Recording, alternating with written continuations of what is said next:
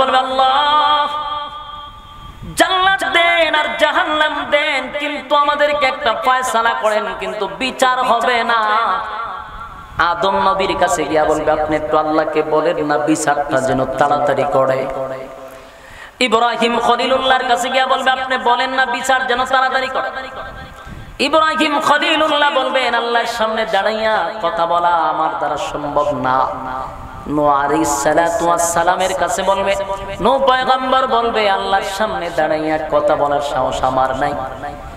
এইভাবে ঈসা রূহুল্লাহ পর্যন্ত কেউ আল্লাহর সামনে দাঁড়াইয়া কথা বলতে পারবে না।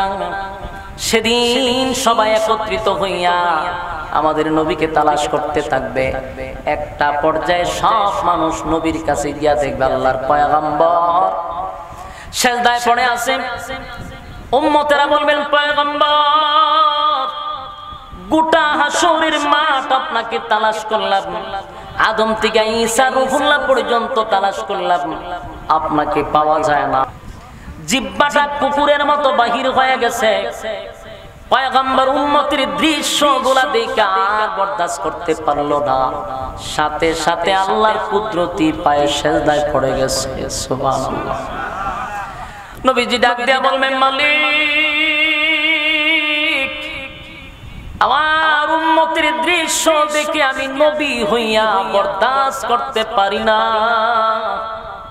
আপনি রহমান হইয়া কেমনে বরদাস্ত করেন? আল্লাহ আমার উম্মতের দৃশ্য দেখে আমি বরদাস্ত করতে পারি না গো, আপনি মালিক হইয়া কেমনে বরদাস্ত করেন, কেমনে বরদাস্ত করেন? আল্লাহ বিচারটা তাড়াতাড়ি করেন, বিচারটা তাড়াতাড়ি করেন। সেদিন আমার নবীর মালিকের এত প্রশংসা করবে, এত প্রশংসা করবে, এত প্রশংসা করবে। নবীর প্রশংসার কারণে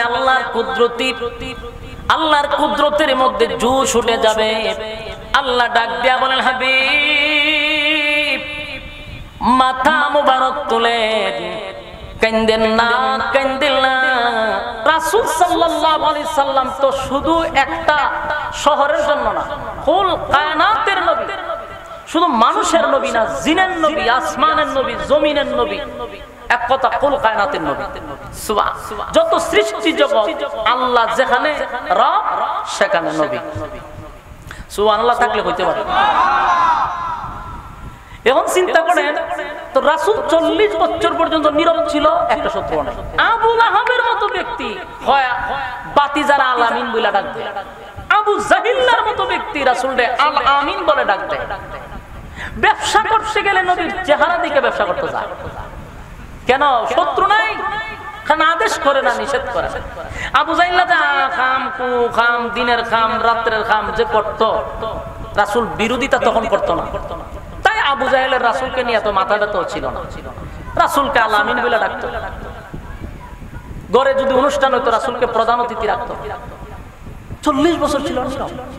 যেই মাত্র কোরআন রাসূলের কাছে চলে আসতো, রাসূল দাঁড়ায় বলেন লা ইলাহা ইল্লাল্লাহ মুহাম্মাদুর রাসূলুল্লাহ সাল্লাল্লাহু আলাইহি ওয়াসাল্লাম। দরবারটা তো লাগছে এখান থেকে। রাসূল বলেন আজকের পর থেকে আর কোন ইলাহ নাই। আর এতদিন তোমরা গাছের পূজা করতা, মাছের পূজা করতা, সূর্যের পূজা, চন্দ্রের পূজা, পাহাড়ের পূজা, পাথরের পূজা, হ্যাঁ এমন কি বর্বরের যুগে লিঙ্গের পূজা করছে। কথা হয় না দি আছে না অনেক যুগে আছে তো তো রাসূল বললেন এই পাথরের পূজা, মূর্তির পূজা, লিঙ্গের পূজা, জড়ার পূজা, ল্যাংটার পূজা, আয়োজনের পূজা, কীর্তনের পূজা সব বাদ দিতে হবে। গোলামি যদি চলে একমাত্র আল্লাহর চলবে। আবু জাহিল কথাটা কইল কি? এরপরে গেলে শেষ না, এরপরে কয় মুহাম্মাদুর রাসূলুল্লাহ সাল্লাল্লাহু আলাইহি সাল্লাম, আজকের পর থেকে আমি শুধু মুহাম্মদ না, আমি মুহাম্মাদুর রাসূলুল্লাহ সাল্লাল্লাহু আলাইহি সাল্লাম। ঘটনাটা বুঝছেন? মুহাম্মদ পর্যন্ত তাদের কোনো সমস্যা ছিল না। যখন রাসূল বলছে আমি রাসূলুল্লাহ, দরবারটা লাগছে কেন?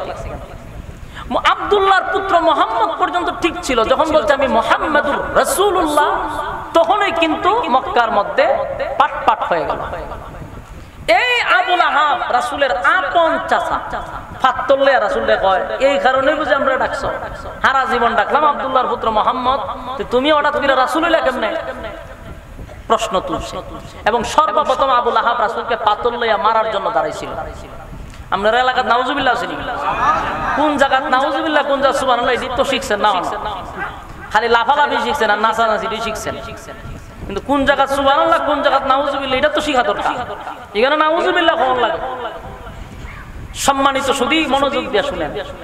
তো রাসূলুল্লাহ যখন বলল যে আজকের থেকে আমি কি না শুধু মুহাম্মদ না, আমি মুহাম্মদুর রাসূলুল্লাহ সাল্লাল্লাহু আলাইহি ওয়াসাল্লাম, আবু লাহাবের মেজাজ গরম হইছে, আবু জাহিলের মেজাজ গরম হইছে। কারণ কোরআন আসার পরে সুদের বিরুদ্ধে ওয়াজ শুরু হইছে, কোরআন আসার পরে ঘুষের বিরুদ্ধে ওয়াজ শুরু হইছে, কোরআন আসার পরে পর্দার বিরুদ্ধে কথা, যখন বেপর্দা চলতো এদের বিরুদ্ধে কথা শুরু হইছে, দুর্নীতির বিরুদ্ধে কথা শুরু হইছে, এরপরে বদমাশির বিরুদ্ধে কথা শুরু হইছে, জেনাপুরদের বিরুদ্ধে কথা শুরু হইছে। আবু লাহাব আবু জাহিল চিন্তা করছে সারা জীবন তা হামকুগাম করে খাইছি, মুহাম্মদ তো এগুলোর বিরোধিতা করে, এখন যদি তার সমর্থন করি তা আমার ব্যবসায় লাল বাতি জ্বলবে। ব্যবসা টিকায় রাখার জন্য নবীর বিরোধিতা করছে। কথা কি বুঝতেছে? ব্যবসা লাল বাতি জ্বলবে এই জন্য নবীর বিরোধিতা করছে। এখন এরা প্রশ্ন তুলছে কি জানে, হয় তুমি রাসূল হইছো কেমনে? যখনই কথা বলছে আল্লাহ তখন জানাই দিছে, রাসূল আপনাকে তারা বলতেছে আপনি রাসূল হইছেন কেমনে? এই প্রশ্ন যে করব এটা আমি আগের থেকে জানি। বলুন রাসূলকে যে তারা এই প্রশ্ন করবে এটা আল্লাহ জানেনি? এটা আমি আগের থেকে জানি। এই জন্য আপনাকে 40 বছর নীরব রাখছি। এখন এদেরকে বলেন যারা আপনাকে বলে নবী হইছেন কেমনে, এদেরকে বলেন আপনার পুরা 40 বছরটা একটু কাটাকাটি করতে, 40 বছরটা একটু অ্যানালাইজ করতে বলেন, আপনার 40 বছরটাকে স্টাডি করতে বলেন, তাহলে কেমনে রাসূল হইছেন প্রমাণ পেয়ে যাবে। সুবহানাল্লাহ। অধ্যায়টা একটু বোঝার চেষ্টা করেন। এখন রাসূল যখন বলছে আমি নবী হইছি কেমনে, তোমরা 40 বছর ঘোরাঘুরি করো, এখন এরা নীরবে দেখলো যে কথা তো ঠিক, 40 বছর গাটাগাটি করে দেখে রাসূলের জন্ম যে হইছে এটাই তো অলৌকিক, এটা কোনো মানুষের দ্বারাই সম্ভব না। রাসূলের যেভাবে জন্ম হয়েছে এটা কোনো মানুষের দ্বারা এইভাবে জন্ম হওয়া সম্ভব? হ্যাঁ, আশিক রাসূল মনোযোগ দিয়ে শুনলেন। খালি তো অপবাদ দেন যে আশরাফি রাসূলের শান হয় না, শান কত প্রকার ও কি কি একটু মনোযোগ দিয়ে শুনে যান, কিন্তু গান গাইতাম না, এটা সারা সব পারি। রাসূলের শান কত প্রকার একটু মনোযোগ দিয়ে শুনেন। তারা যখন 40 বছর গালাগালি করলো তখন বললো যে না, আব্দুল্লাহর পুত্র মুহাম্মদ যেইভাবে জন্ম নিছে এটা কোনো মানুষের দ্বারা এইভাবে জন্ম নেওয়া সম্ভব। তাহলে রাসূলের জন্মটা ছিল অলৌকিক জন্ম। সুবহানাল্লাহ। এরপরে তারা আরো কিছু যখন হলো, প্রতিটা পদে পদে তারা নিজেরাই স্বীকার করতে লাগলো যে উনি সাধারণ মানুষ না। বলুন রাসূল কি সাধারণ মানুষ? আমরা অপবাদ দেয়, আমরা হলো নবীর মানুষকে সাধারণ মানুষকে কত বড় অপবাদ চিন্তা করে, মিথ্যা তহমত আমাদের উপরে দিয়ে দিছে। অথচ আমরা কোনো সময় রাসূলকে সাধারণ মানুষ বলি না। আল্লাহর রাসূলের জন্ম অলৌকিক জন্ম, যেটা কোনো পৃথিবীর মানুষের এরকম জন্ম হয় নাই। রাসূল দুনিয়াতে আসার আগ থেকেই অলৌকিক ঘটনা শুরু হয়েছে। রাসূল জন্মগ্রহণ করছেন অলৌকিক জন্ম। আম্মা জান আমেনা বলে প্রত্যেকটা মা সন্তান গর্ভে আসার পরে পেটে ব্যথা করে, প্রসব বেদনা আছে না? আমেনা বলেন আমার বিন্দু পরিমাণ কোনো কষ্ট হয়েছে না। সুবহানাল্লাহ। আম্মা জান আমেনা বলেন আমার পেটে যখন আমার সন্তান আসছে আমার শরীর থেকে খালি গ্রাণ বাড়িত। আম্মা জান আমেনা থুতু ফেলালে থুতুর থেকে গ্রাণ বাড়িত। কোনো মানুষের দ্বারা সম্ভব? এটা নবীর দ্বারা সম্ভব ছিল। যখন দুনিয়াতে রাসূল আসছে তখন রাসূল, আমরা আসি উলঙ্গ অবস্থায়, আমাদের শরীরে লাগানো থাকে ময়লা রক্ত, ঠিক নেই? আমার রাসূলের শরীরে কোনো ময়লা ছিল না। আমার রাসূল উলঙ্গ অবস্থায় আসে নাই, আল্লাহ জান্নাতি পোশাক পরায় পাঠাইছে। শরীরে খুশবু ছিল, ঘ্রাণে মুখরিত হয়ে গেছে। এই ছিল আমার রাসূলের শান, এখানেই শেষ না। আবু লাহাব, আবু তালেব, বিশেষ করে আবু তালেব রাসূলের আপন চাচা, রাসূলকে দেখার জন্য ছটফট করতেছিল। একটা সময় আবু তালেবের কুলে দিছে ওনাকে, আল্লাহর রাসূলকে শোয়ায় এক দৃষ্টিতে তাকায় আছে। হঠাৎ করে আবু তালেব দেখে আকাশের চন্দ্র লড়াচড়া করে। আচ্ছা আপনারা যদি দেন চন্দ্রটা একবারে আমাদের যায়, একবারে আমাদের যায়, আপনারা জাগাত থাকবেন নি? হ্যাঁ, কথা বলেন। জুতা মোতা ভালো লাইলে না তো সোনাকে নতুন জানেন ফটতে ফটতে দরজা লাগায় ঘরে বয়ে থাকবে যে চন্দ্র সুইটটা পড়তেছে, ঠিক নেই? আবু তালেব তাকায় দিয়ে সব বোনা এই চন্দ্র দিয়ে লড়াচড়া করে। উনি ভয় পাইছে, ভয় পাইয়া বাতিজার দিকে তাকায় দেয় না, চন্দ্র তো নিজে নিজে নড়ে না। বাতিজার চেহারা ডাইনে যায়, চন্দ্র ডাইনে যায়। বাতিজার চেহারা বামে যায় তো চন্দ্র বামে যায়। সুবহানাল্লাহ। এটা নবীর শান, নবীর শান। বলুন কোন মানুষ তার মাথা লাড়াইলে চন্দ্র লড়ব? কোন ফির বুজুর্গ মাথা লাড়াইলে চন্দ্র লড়ব? তাহলে এটা আমার নবীর মুআজিজা, নবীর শান। সুবহানাল্লাহ। আবু তালেব বুঝতে পারছে যে সাধারণ মানুষ না, এই বাতিজা সাধারণ কোন মানব না। বুঝালেছ? এইভাবে একটার পর একটা বলতে থাকি, আমার কয়েক ঘন্টা লাগবে। তো সংক্ষেপে যেহেতু বলতে চাই, রাসূলের শান বলতে গেলে মিনিমাম আমার 2 ঘন্টা সময় দিতে হবে। ঠিকানা তো এই সময় আমার কাছে কালকে জুমার দিন। এখন দেখেন রাসূল সাল্লাল্লাহু আলাইহি ওয়াসাল্লাম জন্ম হয়েছে অলৌকিক ভাবে। তো বেঈমানরা 40 বছরের জীবন ইতিহাস নিয়ে গালাগালি শুরু করছে। কারণ রাসূল তো চ্যালেঞ্জ করছে যে আমি রাসূল কেমন হইছি, আমার জীবনী তালাশ কর। তালাশ করে দেখলো যে যে ঘটনাগুলি ঘটছে 40 বছরের ভিতরে, এটা কোনো মানুষের দ্বারা সম্ভব না। এবং উনি নবী হওয়ার, রাসূল হওয়ার যোগ্য। সুবহানাল্লাহ। এর মধ্যে রাসূল সাল্লাল্লাহু আলাইহি সাল্লামকে তো তারাই উপাধি দিছিল আল আমিন। এই উপাধি কিন্তু আবু জাহলরা দিছিল। 40 বছর পরে যখন কোরআন আসছে, রাসূল বলে আজকের থেকে আমি মুহাম্মদ না, মুহাম্মদুর রাসূলুল্লাহ সাল্লাল্লাহু আলাইহি সাল্লাম। দ্বন্দ্বটা এখান থেকে শুরু হয়েছে। কিন্তু তারা জানতো রাসূল সঠিক, উনি আল্লাহর রাসূলটা কি করত? বুঝতে পারছে যে উনি আল্লাহর রাসূল, মনে মনে বিশ্বাস করত, কিন্তু মানতো না। কেন জানেন? ব্যবসায় লালবাতি জ্বলে। আমার কথা বুঝেননি? ব্যবসা এখনো যারা খাম কুখাম দিনের খাম ধর্মের নাম দিয়ে করতেছে, এরাও জানে আমরা যে আহাম কুখাম করতেছি বেফরদা হইয়া, জড়াজড়ি একখান হইয়া, এটি কোনো ইসলামের আইন কানুনের ভিতরে পড়ে না, এটা কোনো শরীয়তের ভিতরে পড়ে না। কিন্তু কেন করি? এটা একটা ব্যবসা। এই বন্ডামি কইরা তো অনেকে খাইতেছে। এটা একটা ব্যবসা, এরাও জানে। এরা মনে মনে যখন বালিশে মাথা লাগায় ঘুমায়, এরাও চিনে যে আমরা যেটা করতেছি এটা এক ধরনের বন্ডামি, এটা ইসলামের 12টা আমরা বাজাইতেছি। কিন্তু এটা বন্ধ করে দিলে খাম ঘুরে খাওয়ান লাগে। ওই খাম ঘুরে খাইব দিকটা হে এই খাম বাচ্চা নিস। আবু জাহল চিন্তা করছে রাসূল মুহাম্মদ বাতিজারে যদি মাইনা দি রাসূল হিসাবে, তাহলে আমার ব্যবসা লাভ বাতি জ্বলবে। আমি যে মক্কায় যা খাম কুকাম করি সব বন্ধ হয়ে যাবে। কিন্তু বিশ্বাস করতে মনে মনে রাসূলকে। মক্কার মধ্যে পাঠ হয়ে গেল। এবার শুরু হইল 40 বছরের পরের জীবন। এটা কি 13 বছর, এটা মাক্কি জিন্দেগি। এই 13টা বছর ছিল নির্যাতন। নির্যাতন কারে কয়? নির্যাতনের স্টিম রুলার চাপাইছে। যারা কালেমা পড়তো তাদেরকেও নির্যাতন করত। নির্যাতন কারে কয়? কারো গলার মধ্যে রশি লাগায় টানত, কেউ কালেমা পড়লে তারে জ্বলন্ত কয়লার মধ্যে শোয়া দিত। অপরাধ কি? কালেমা পড়ছে। এমনকি রাসূলের গলার মধ্যে পর্যন্ত গামছা লাগায় টান দিচ্ছে। যারা আল্লাহ না বানাইলে পৃথিবী সুন্দর করতো না, সেই নবীর উপরে পর্যন্ত আঘাত করছে, রক্তাক্ত করছে কালেমার দাওয়াত দিতে গিয়ে। এরপরেও রাসূল কি থামছে? 13 বছর এক চাটিয়া শুধু নির্যাতন সহ্যই করছে। শেষে আল্লাহর হুকুমে আল্লাহ ঘোষণা দিল যে 13 বছর নির্যাতন সহ্য করছেন, এবার মদিনায় চলে যান। আল্লাহর হুকুমে মক্কা ছেড়ে মদিনায় গেলেন। মদিনায় ছিলেন 10 বছরে, রাষ্ট্রীয়ভাবে ইসলামকে কায়েম করছেন। কিন্তু মক্কা এটা করে নাই। মক্কায় ইসলাম কায়েম করতে পারে নাই রাষ্ট্রীয়ভাবে। মদিনায় যাওয়ার পরে ইসলামকে রাষ্ট্রীয়ভাবে ঘোষণা করছে। তখন আর মায়ের খাইছে না, মায়ের দিছে। বলুন ইসলামে খালি মায়ের খাওয়া না, মায়ের দেওয়া? মায়ের দেওয়া না। রাসূল তখন মায়ের দিছে। 27টা যুদ্ধে রাসূল নিজে সেনাপতি ছিল।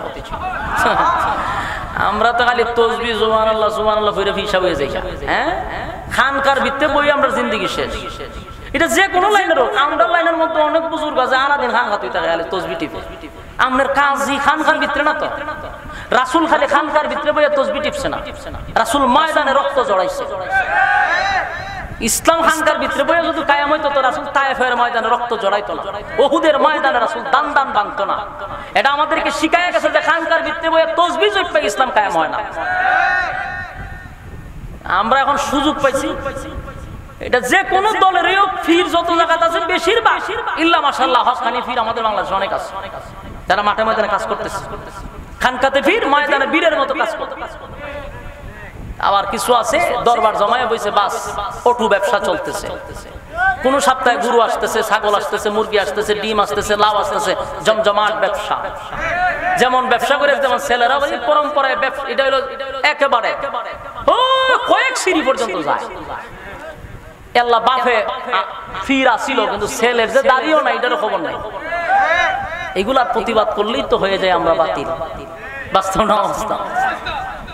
আমরা হক্কানি কোন ফির বুজুর্গ ওলিদের বিরোধিতা কখনো করি না। এদিন আমি কেল্লাসের মাজার ওয়াজ করেছি, জানেন না আপনারা? কেল্লার মাজার আমার নিচে ওয়াজ করতাম। আমি গেছি, ওখানকার খাদেম যারা মানে মাজার যারা পরিচালনা করে তারা তো বলতেছে খাদেমে আমার ওয়াজ হলো সর্বনাশ। এটা অতদিন আপনারা ভুল করছিলাম, আগামী বছর জাকাতকারী হুজুর ডেট দিয়া জানে আমি কইটা না পড়ে পাগলই আছে বেচারা। কারণ আমি শান কইছি এরা ওই শান তো আমরা দিকে না কেউ পায় কথান ভরে দিকে গানো টান মারে। রাসূলের শান বইলা খরমপুরের মতো জায়গাতে আমার দাওয়াত বেটা পাগলই আছে আবার ডেট নিতে। আমরা আসলে কোনো ওলির বিরুদ্ধে না, এটা আপনাদের বলতাম। হক্কানি ফির যারা এই দেশে কিন্তু নবী আসে নাই, দেশে নবী আসছে। এই ফিররা যদি দেশে না আসতো, ওলিরা যদি না আসতো, বাংলাদেশে ইসলাম প্রচার হইতো না। শাহজালাল যদি বাংলাদেশে না আসতো, শাহপরান যদি বাংলাদেশে না আসতো, এদেশে ইসলাম পাইতো না। এদেশে ওলিয়া উলিয়াদের মাধ্যমে ইসলাম প্রচার হচ্ছে। আমরা হক্কানি ফিরের বিরোধিতা কখনো করি না। আমরা ওলিদেরকে অসম্মান করি না। যদি করো সম্মানই তোমরা করো। ওলিদের দরবারে যারা বেড়া বেড়ি লইয়া গেনা নাচানাচি করো, এতে ওলির সম্মান বাড়ে না কমে? কমে। ওলির দরবারে যারা সিদ্ধি টানে গাঞ্জা খায়, ওলির সম্মান বাড়ে না কমে? তাহলে আমরা যাই না তোমরা যাও? ওলির সম্মান আমরা কমাই না। যেমন আমি আমার ব্যক্তিগত যতবার সিলেট যাই আমি জিয়ারত করে আসি, কারণ ওলিয়া উলিয়াদের মাজারে জিয়ারত করা, জিয়ারত করলে সুন্নাত। আমরা কবর জিয়ারত করা কি, মাজারে জিয়ারত করা কি সুন্নাত। সুন্নাত আমি বাধা দিব কেন? আমরা বিরোধিতা করি কোনটা? আপনারা যে বন্ডামিটা করেন, ওলিদেরকে যে অসম্মান করেন, এগুলার কথা বল। ওলিরা দোষ করছে, ওলিরা তো কয়া যায় না যে আপনি এখানে নাচান, বেডি নাচান। এই জন্য সাবধান, ওলির বিরোধিতা না। ওলিরা আসছে বলেই আজকে আমরা ইসলাম পাইছি বাংলাদেশ। তো সম্মানিত সুধী, রাসূল ইসলাম কায়েম করেছেন কোন জায়গা, কোন অধ্যায়ে? তৃতীয় অধ্যায়ে মদিনায় গিয়া রাষ্ট্রীয়ভাবে ইসলামকে পরিচালনা করছে। দেশের প্রেসিডেন্ট হইছে। সুবহানাল্লাহ। তো এই রাসূল দুনিয়াতে আসছিলেন আমাদের জন্য রহমত হিসাবে, সবার জন্য রাসূল রহমত। এখানেই শেষ না? হাসরের মাঠে রাসূল রহমত কথা কয় না? দুনিয়ায় শেষ না পরকালেও? আল্লাহ বলেন ওমা আরসালনাকা ইল্লা রাহমাতাল লিল আলামিন। নবীজি দুনিয়ার জন্য, সব মাখলুকাতের জন্য রহমত। শুধু দুনিয়ায় শেষ নয়, পরকালেও আমাদের জন্য রহমত। আমার আগে ওয়াজ করছিলেন হযরত মাওলানা, এই যে আমাদের মুফতি সাহেব বয়ান করলেন, ওয়াজেদ আলী সাহেব বলছিলেন যে হাসরের মাঠেও রাসূল সুপারিশ করে, যতক্ষণ না পর্যন্ত উম্মতের মাপ না হবে রাসূল থামবে না। সুবহানাল্লাহ। শুধু দুনিয়ায় না, পরকালও আছে কথা কয় না? পাওয়ার রাসূলের সব জায়গায় আছে। সুবহানাল্লাহ। আদম নবীর থেকে নিয়ে ঈসা রূহুল্লাহ পর্যন্ত কোন নবীর সাহস নাই সেদিন আল্লাহর সামনে কথা বলা। আল্লাহর যে রাগ থাকবে সেদিন আদম নবীর কাছে গিয়ে আদম নবী আমি আমার দ্বারা সম্ভব, একে একে ঈসা রূহুল্লাহ পর্যন্ত বলবে। আমরা আজকে আল্লাহর সামনে দাঁড়ায় কথা বলার সাহস নাই। জেরা যদি কথা বলতে পারে তাহলে আখিরি জামানার পয়গম্বর নবী মুহাম্মদুর রাসূলুল্লাহ সাল্লাল্লাহু আলাইহি ওয়াসাল্লাম, উনি ছাড়া আল্লাহর সামনে কথা বলার সাহস কারো নাই।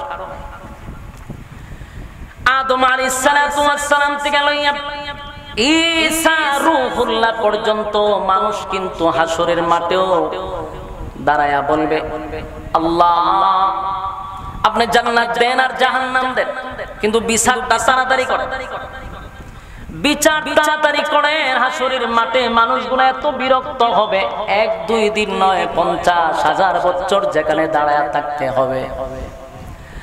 একটা পর্যায়ে মানুষ বলবে আল্লাহ জান্নাত দেন আর জাহান্নাম দেন, কিন্তু আমাদেরকে একটা ফয়সালা করেন, কিন্তু বিচার হবে না। আদম নবীর কাছে গিয়া বলবে আপনি একটু আল্লাহকে বলেন না বিচারটা যেন তাড়াতাড়ি করে। ইব্রাহিম খলিলুল্লাহর কাছে গিয়া বলবে আপনি বলেন না বিচার যেন তাড়াতাড়ি করে। ইব্রাহিম খলিলুল্লাহ বলবেন আল্লাহর সামনে দাঁড়াইয়া কথা বলা আমার দ্বারা সম্ভব না। নূহ আলাইহিস সালাতু ওয়াস সালামের কাছে বলবে, নূহ পয়গম্বর বলবে আল্লাহর সামনে দাঁড়াইয়া কথা বলার সাহস আমার নাই। এইভাবে ঈসা রূহুল্লাহ পর্যন্ত কেউ আল্লাহর সামনে দাঁড়াইয়া কথা বলতে পারবে না। সেদিন সবাই একত্রিত হইয়া আমাদের নবীকে তালাশ করতে থাকবে। একটা পর্যায়ে সব মানুষ নবীর কাছে গিয়া দেখবে আল্লাহর পয়গম্বর সিজদায় পড়ে আছে। উম্মতেরা বলবেন পয়গম্বর গোটা হাসরের মাঠ আপনাকে তালাশ করলাম, আদম থেকে ঈসা রূহুল্লাহ পর্যন্ত তালাশ করলাম, আপনাকে পাওয়া যায় না। ওগো নবীজি একটু তাকায় দেখেন আপনার উম্মতের অবস্থা। পয়গম্বর উম্মতের দিকে তাকায় দেখবে মাথার মগজ গলে গলে গলে গলে পড়তেছে, জিহ্বাটা কুকুরের মতো বাহির হয়ে গেছে। পয়গম্বর উম্মতের দৃশ্যগুলা দেখে আর বরদাস্ত করতে পারলো না, সাথে সাথে আল্লাহর কুদরতি পায়ে সিজদায় পড়ে গেছে। সুবহানাল্লাহ। নবীজি ডাক দিয়া বলবেন মালিক আমার উম্মতের দৃশ্য দেখে আমি নবী হইয়া বরদাস্ত করতে পারি না, আপনি রহমান হইয়া কেমনে বরদাস্ত করেন? আল্লাহ আমার উম্মতের দৃশ্য দেখে আমি বরদাস্ত করতে পারি না গো, আপনি মালিক হইয়া কেমনে বরদাস্ত করেন, কেমনে বরদাস্ত করেন? আল্লাহ বিচারটা তাড়াতাড়ি করেন, বিচারটা তাড়াতাড়ি করেন। সেদিন আমার নবীর মালিকের এত প্রশংসা করবে, এত প্রশংসা করবে, এত প্রশংসা করবে। নবীর প্রশংসার কারণে আল্লাহর কুদরতের মধ্যে জোশ উঠে যাবে। আল্লাহ ডাক দিয়া বলেন হাবিব মাথা মুবারক তুলেন, কান্দেন না, কান্দেন না। দুনিয়া তো কানলেন, দুনিয়া তো রক্ত জড়াইলেন, আজকে আপনার কান্নার জায়গা নয় গো বন্ধু, আজকে এটা কান্নার জায়গা নয়। আজকে আমি আপনাকে দিব, আপনি নিবেন। সুবহান। এই আশিক রাসূল চিন্তা করেন, আদম নবীর থেকে নিয়ে ঈসা রূহুল্লাহ পর্যন্ত কোন নবীর সাহস নাই আল্লাহর কাছে বলবে যে বিচার তাড়াতাড়ি করেন। কিন্তু আমার নবীর আল্লাহ বলে মাথা মোবারক তুলেন, কান্দেন না, কান্দেন না। আজকে আপনার কান্নার দিন নয়, প্রতিদানের দিন। এতদিন আপনাকে দেই নাই, আজকে আপনাকে দিতেই থাকবো, দিতেই থাকবো, দিতেই থাকবো, দিতেই থাকবো। জোরে কোন সুবহান। আল্লাহর নবী বলেন মালিক আমার গুনাহগার উম্মতের দৃশ্য থেকে আমি বরদাস্ত করতে পারি না গো মালিক। মাথার মগজগুলি গলে গলে গলে গলে গলে গলে গলে গলে পড়তেছে, আমি নবী হইয়া কেমনে বরদাস্ত করি? আল্লাহ বিচারের মাঠ কায়েম করে দেন। এবার আল্লাহ বিচারের মাঠ কায়েম করে। সুবহানাল্লাহ। কার কথা? আশিক রাসূল কথা কই না? কার কথা? আমার নবীর কথায় বিচারের মাঠ কায়েম। আল্লাহ বিচার শুরু করে দিবে। তৃষ্ণার্ত মানুষ যাদের কলিজা পাটা পিপাসা, 50,000 বছর দাঁড়ায় আছে সূর্য মাতার কাছে, কি পরিমাণ পিপাসা! রব্বে কারীম বলে বন্ধু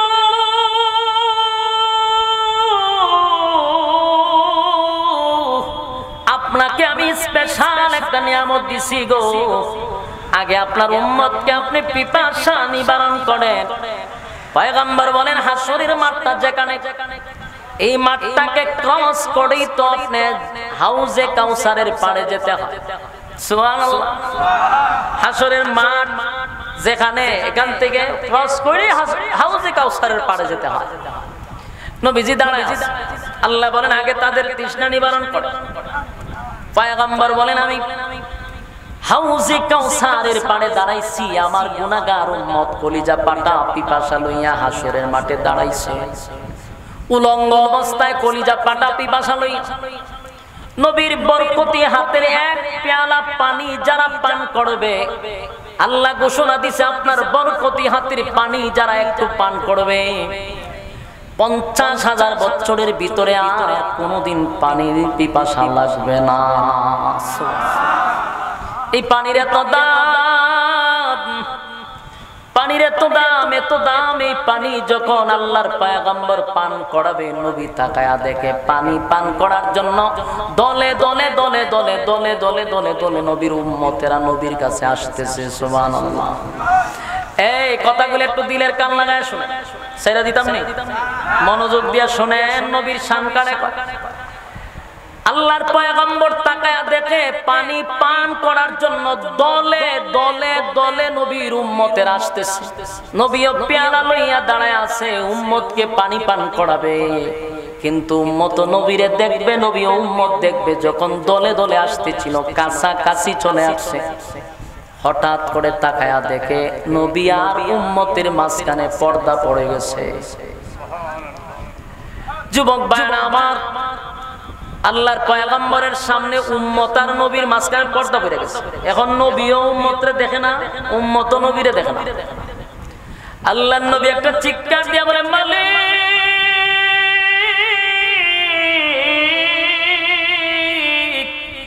হাউজে কাউসার আমি আপনার কাছ থেকে চেয়ে নেই নাই, আপনি আমাকে গিফট করছেন।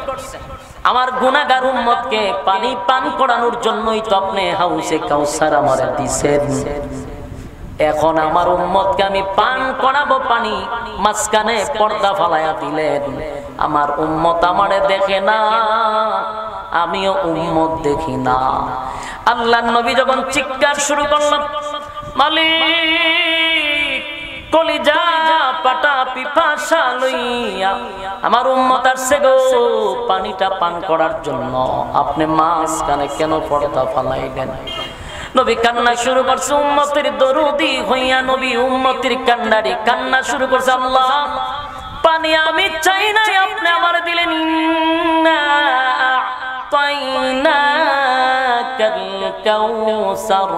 আপনি তো কাউসার দান করলেন, আপনি না বললেন আপনাকে আমি কাউসার দান করছি?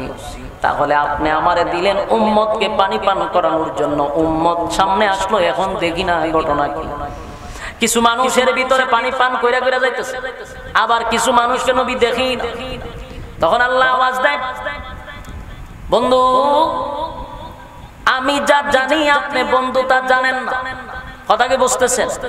আল্লাহ বলতেছে আমি যা জানি আপনি নবী তা জানেন না। যাদেরকে আপনি দেখেন না আর যাদেরকে আপনি পানি পান করাইতেছেন, এদের মধ্যে বেশ কম আছে। নবীজি আপনার ভিতরে মায়া,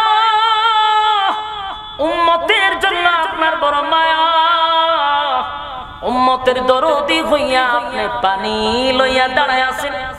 কলিজা পাটা পিপাসা নিবারণ করাইয়া তাদেরকে হাউজে কাউসারের পানি পান করাবেন নবী গো। কিন্তু মাঝখানে আমি কেন পর্দা ফালাইলাম জানেননি? যাদেরকে আপনি পানি পান করাইতে চান, যারা আপনার কাছে আসছে পানি পান করার জন্য, যাদেরকে আপনার পানি পান করাইতে আমি দেই নাই, মাঝখানে পর্দা ফলাইছি। আমি আল্লাহর উদ্দেশ্য হলো তাদেরকে আপনার বরকতি হাতের পানি পান করতে দিব না। নাউজুবিল্লাহ, সুবহানাল্লাহ। কোন জায়গা কোনটা লাগে? পানি পান করে তো না কেন? সুবহানাল্লাহ। তখন চিন্তা করুন কই পর্যন্ত এরা গেছে। মনোযোগ দিয়ে শোনা দরকার। একদল মানুষ পানি পান করবে, যারা পানি পান করবে এরা 50 বছরের ভিতর পানি হইতো না। সুবহানাল্লাহ কেন কর? আর যাদের সামনে পর্দা পড়ছে আল্লাহ পানি পান করাইতে আমি রাজি না। আপনার বরকতি হাতের পানি তাদের মুখে তুলতে দিব না। আল্লাহর নবী বলেন, মালিক তাহলে কেন পর্দা ফালাইলেন? কেনই বা আমার সামনে পর্দা ফালাইলেন? কি অপরাধ করছে? আল্লাহ বলে, বন্ধু দুনিয়ার জমিন আপনার রক্ত মাখা ইসলাম রেখে আসছে, আপনার দান দান ভাঙ্গা ইসলাম আপনি রেখে আসছেন, উম্মতের কাছে আপনার ইসলাম আমানত রেখে আসছে, দান দান ভাঙ্গা ইসলাম আপনি দিয়ে আসছেন। কিন্তু যারা এখন পানি পান করতে আসছে তারা দুনিয়াতে আপনার রেখে যাওয়া ইসলাম পালন করে নাই আপনার দান বাংলা ইসলাম পালন করে নাই গলবি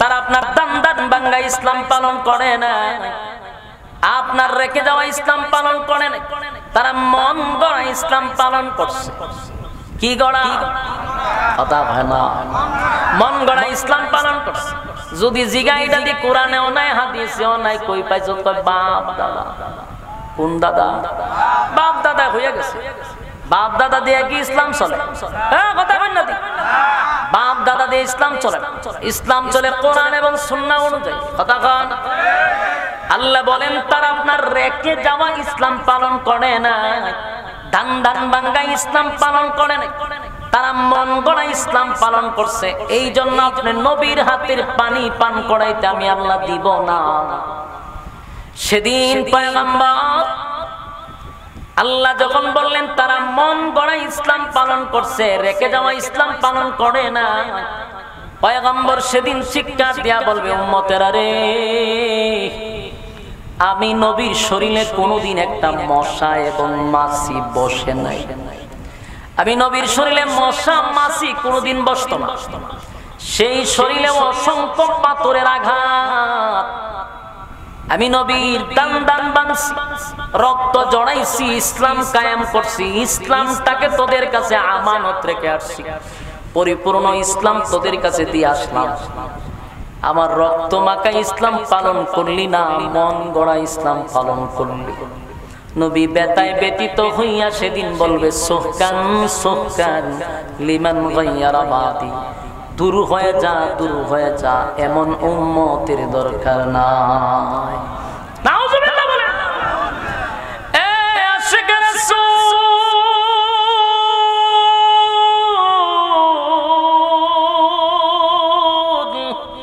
হাশরের মাঠে যদি নবী বলে এমন উম্মতের দরকার নাই গো বলুন তো দেখি হাশরের মাঠে নবী যদি সুপারিশ না করে আমরা ফিরে করব কথা নবী না করলে ফিরে করব আল্লাহ কোরআনে কি কয় এটা তো মানতেই হবে আপনারা কথা কই না দি আল্লাহ কোরআনে বলেন ইয়াউমা ইয়াফিরুল মারউ মিন আখিহি ওয়া উম্মিহি ওয়া আবি ওয়া সাহিবাতিহি ওয়া বানিহি আল্লাহ বলেন হাশরের মাঠে কেউ কারো হবে না এটাকে আমার বানানো কথা না কোরআনের কথা হাশরের মাঠে ইয়াউমা ইয়াফিরুল মারউ মিন আখিহি ওয়া উম্মিহি ওয়া আবি ওয়া সাহিবাতিহি ওয়া বানি হাশরের মাঠে কেউ কারো হবে না মা তার সন্তানের পরিচয় দিবে না বাবা তার সন্তানকে চিনবে না চিনার পরেও পরিচয় দিবে না সন্তান বাবাকে পরিচয় দিবে না স্ত্রী তার স্বামীকে অস্বীকার করবে স্বামী তার স্ত্রীকে অস্বীকার করবে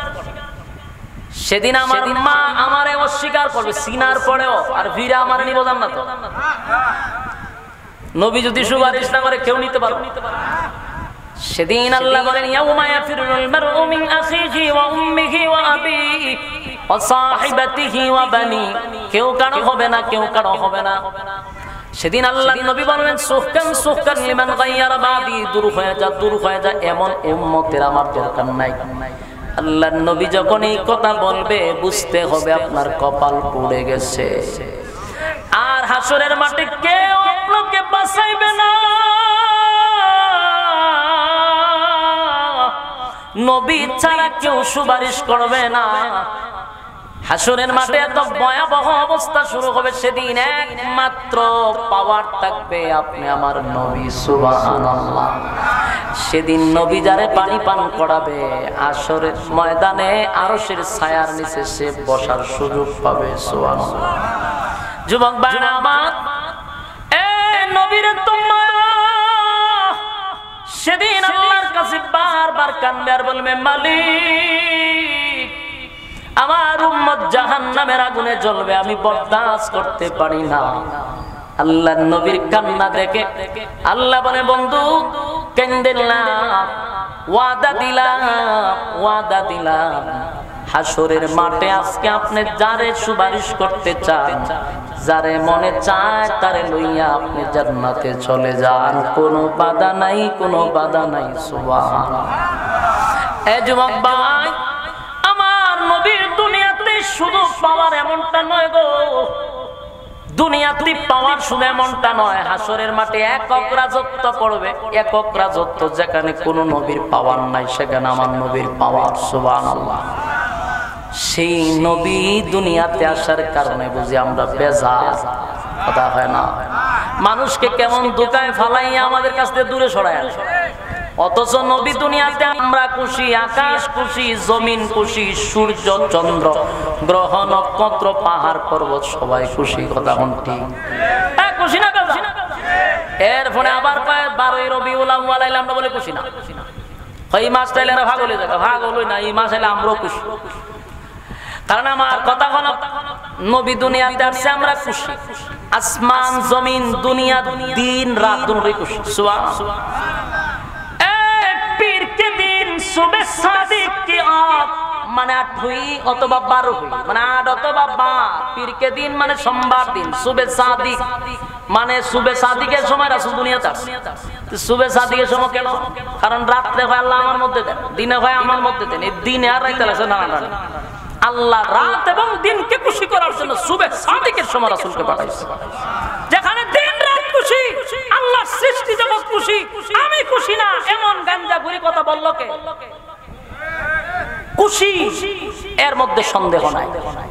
কিন্তু আমরা আনন্দ করি না, এই কারণে রাসূল এই তারিখে দুনিয়া থেকে বিদায় হইছে। ওই বিদায়টা আনন্দের চেয়েও বেশি ব্যতীত, কথা হয় না? তার কারণ হলো রাসূলের জীবনী পড়ছি, সাহাবায়ে কেরামদের জীবনী পড়ছি, সাহাবীদের জীবনী যদি আপনি টানেন, 1 নাম্বার হলো নবীর কলিজার টুকরা মেয়ে ফাতেমার জীবনের দিকে তাকান। যেদিন দুনিয়া থেকে নবী বিদায় হয়ে গেছে, 6টা মাস মাত্র দুনিয়ায় বেঁচে ছিল ফাতেমা রাদিয়াল্লাহু তাআলা আনহা। 6 মাসের ভিতরে ফাতেমা একটা দিনের জন্য মুস্কি হাসি দিল না। আবু বকর দেশ শাসন করলো নবী দুনিয়া থেকে বিদায় হওয়ার পরে। আবু বকরের চোখের সাইড দিয়া এইভাবে দাগ পড়ে গেছে, কানতে কানতে নবীর বিরহ ব্যথায় চোখের পানি শেষ, চোখ দিয়া দাগ পড়ে গেছে। হযরত